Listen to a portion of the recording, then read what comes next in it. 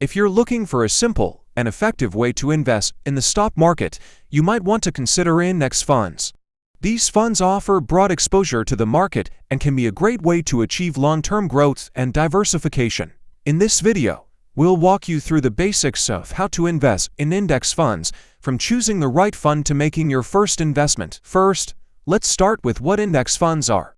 Simply put, an index fund is a type of mutual fund or exchange-traded fund ETF that tracks a specific stock market index, such as the S&P 500 or the Nasdaq 100. By investing in an index fund, you'll get exposure to a diversified portfolio of stocks that reflect the overall performance of the market. This can help you minimize your risks and potentially achieve long-term growth. To invest in an index fund, you'll typically need to open an investment account with a brokerage firm or investment platform.